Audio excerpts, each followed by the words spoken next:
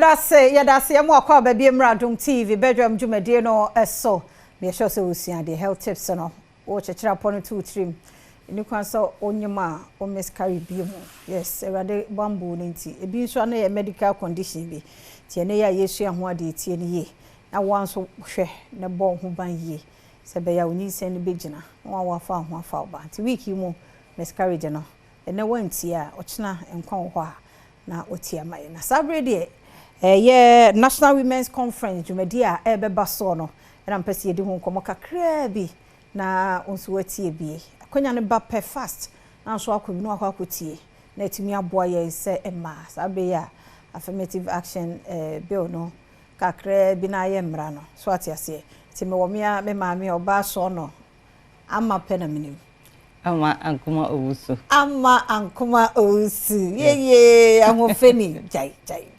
Amu achemu akwa be. Ye nia. Na bibia boko de. Nyame adu bibia. Bibia boko. Efia. Sasa. Wow. Usu mo fepa. That's it. Wa nyame ani age. Amen. Because who portray nyame ode ye wo no. That's it. Because one na sa. Amen. Me that's it. National Women's Conference. Yes. Basoda be. October 26. Miminde we ye anopa. Ene ukwada. Ya wada Saturday. Okay. There. Efia Mother's Cry.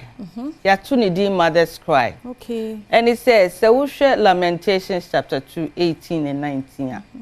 Onyankopon frɛ Emma. Se Emma nsungu onu Awurade so. Emma yemma, yemman ne bibia. Enti eno na yegyina so. Se ye de bebɔ mpaye. E de ama yemman. E de bebɔ mpaye. Ama yemma, yekun yefie. Esan se nneoma bebree koso. Ye ni twa so se e ba be election December 7. Nneoma bebree na esisi. Enti mpae boda ema oba bia. Ya tu ni this when women pray. It is a prayer day. Enti ye declare October 26. Memenda we say ni ye de ato ho say oba bia obetimi bia bra. Okay. Na ye nyina ye nhia na ye mompa ye nso mfra Awurade. Ema ye man. Ye pasumdwe wo man mu. Na oha bia nso ba ema na kwada na. Efia wani tua. Na ka ye nkese. Ene na ka ye nkese. Se even election mu kra se obi wu a. Oba no waja se wawara no waja oba ne ne ma. Wo na oba tan a owu se nipa no so na ne yemu hyehye no. Enti ne ye pese asumdwe eba oman mu. Na bibie bebia na ye wa na ye pepepe. Ye pedi kanfo Awurade nyamesuro ewo omumu. Na omuma tawantawa bie nsi sense Ghana ha ne ye kura ni. Ye de a ha na ofi. Ye kura ni. Na we no ye first time and am ye bi pen. Ye bi pen. Okay. Ye shall say wa Canada. But about 6 years ago so ye bi and ye no children's park. Okay. So minim so obeka there was a time na universities no suicide is BCC. And Awurade se frema no na momom mpaye. Nti mi frɛ na ma na bi fi butem krane ade omo bae. And we prayed and trusted God say ebesu betwa. And nokware mo no enu achi no ya antisam ni bio. Ye bi so online. Say enye no public say ya na ye no online. Okay. And no so adanse de akase afimu aba. Because one time na ye online na Jamaica na obi akidnap abofra bi. Na ye bomb or leader na ogina ho no ma Jamaica no. Ofre ye no de asasem ibaye no. Ye gusu bomb paye na maame ne san frɛ sɛ ye hu abofra no. Wow. O ma save afra. Nti sampa bo we dey it's a call. So Awurade kasa munya na chesense. Nti we amati Jamaica na ze nya Ghana pe. There be say ye no online there. Ye online there no. Ye represent countries no a man from different countries. Okay. Yeah. Okay. But we no there fine be na other countries be aba. But ye wo Ghana ha. Aha de ye no Ghana. But ye do whatever full gospel. Okay. Full Gospel International. Ewo Obonu FM echi. Okay. Ewo Stadium Road. Ho ne ye no. To do onim kra na abayira o de kai so Obonu FM echi. Obonu FM echi. That's Obia do akọ. It's at 9 a.m. Okay. 9 a.m. Saturday 26. Saturday 26. By 1 na yapon. Oh, okay. Na be eja. Ye be boni gidi. Paye ngo a. Mpai boni nyom. Okay. Ye wanyom to fo bebre amoba. Okay. Na Becky boni. Ene anyom to fo bebre ene ebe gina mu na omde akwa hengo na nim ni abo mpaye. Afenso ye wa sofo akukudam a omugina mu. Ombe kasa. Normally, the topic by topic. Okay. So for no way by was your talk prayer topic. Wait. That's right. Now, we're dear Nimna, dear bomb paye. Ye bebo Hannah prayer, bebo Sarah prayer, ye bebo Anna prayer, ye bebo different prayers. Na me etie yesu frɛ. Yes. Na we sikasemi wo mu na like take it be. Oh, there be empa body yenje hu sika. Okay. Yenje hu sika na mo ba na se wankasa kuta wa fore bi. Na pese obo ma Awurade a enu de yensi ho kwan. Na mo eye free. Obia obetimi ni bia obetimi aba no momoden. Wontimi maso a declare ho se sa miminde ma ehia mu abompaye. Etimi so me bompaye. Okay, baby I want in case wontimi ama ho to me. That's right. Okay. That's right. Ebia na wo achiri. Eda no me ba interview no obi fra bi fi Kumase. Osi obeba. Nti obi obetimi aba. Okay. Na so se wontimi ma dia. Declare say na say e man nyina bompaye ama o man.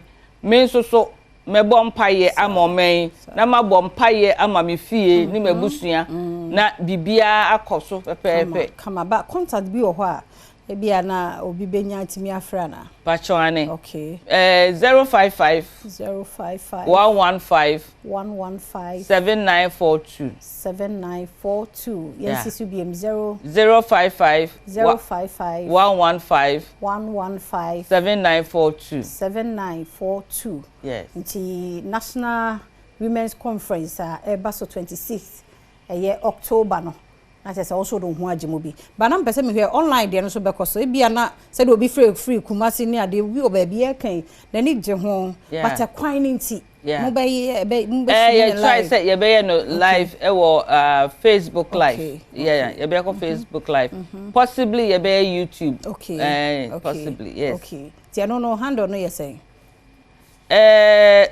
ready refi me refi o mia wo de oko Facebook a hwehwe ama ankoma owusu okay ama ankoma owusu okay in bracket will be mercy okay that it will be Facebook YouTube so sa YouTube so sa okay but e bia bibi kire wadwen an number no ofra na fe wajeje emu enchiremu bia enti said about kono mo year like 6 years later na musa year na sanity and every year bia mbe try sisia de Awurade adom asoye mu adom for mo asoye mu enti ne efe de ye jedi se ye be na afi bia that is the plan say every year no we will call all the women and man bi nyina say ye nyina ebe hia na ya bompaye Musa renti na ma nko a say ja meme so be support mema no betimi aba oni enti a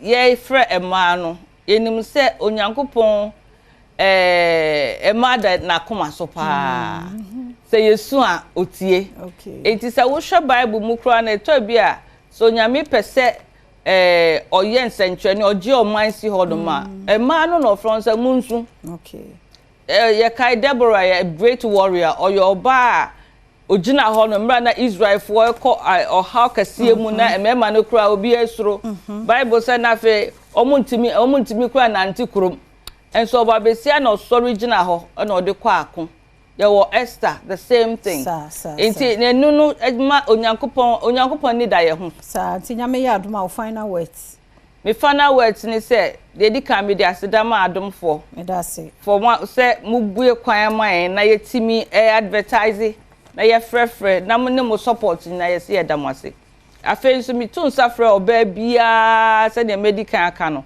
say bra na be kan ye ho e wo full gospel tema full gospel international na be kan ye ho na ye nyina ye mfa osebo ene akomakro Bible says be a mienu ana miensie ehia no no wo ho no wo ho wo ginam de ye ko ginam e dia maye man enti ye tun safra obabi a that's it erade nhira anja manya minhira o team ni nyina nso se mo adwene ti se yi se damemenda no senkyene ni besi amen na bambo no so eni asomdwe e wo mamu no so e be ye adwuma amen ti ade besi ha ye bompa se ye behwe se ye benya ho ye nya ho amakro e be join in life ye da se pa na ne me kai won so se better revival kwan so ye won dwumadi a eba akpe experience 2024 no November 3rd and also e baso den wo Global Evangelical Church Trinity Chapel wo Kotobabi 5 p.m. ni asase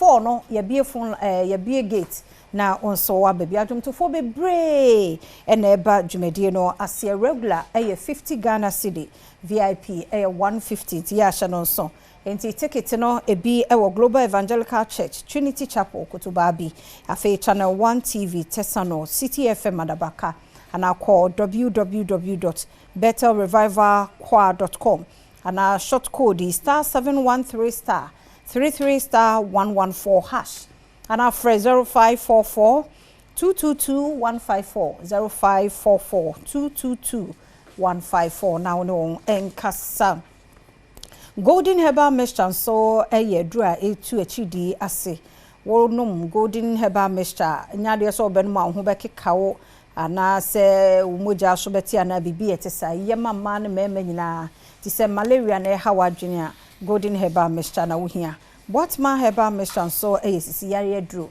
ana se wo yemo etimu na wo libido so ewo fom wono Badwam Herbal Mixture so a ebeboa wo ye papa pharmacy chemical ne herbal shops nyina mu no ebi ewo ho frɛ 0243 173 388 0243 173 388 hwehwɛ wo mo ewo wager SCC akra wo 12 years eba fom untumi nombi oba wa fafuro ana wo breastfeed won so untumi nombi Franco Trading Enterprise phones papa efie ne ho ti wo pe phone say Nokia Samsung iPhones ebi ewo Franco your smart TVs nso ewo ho tabletop fridges nso ewo ho CCTV cameras GB faba wo office efie bebia na wo de ahwe wo security afei Franco air condition nso ewo ho a wonya bi ebeboa wo Franco numbers ye 2 eno na mede ma wo ko pe number bia say Franco apart from mienu a mede ma wo 0246 422 338 0246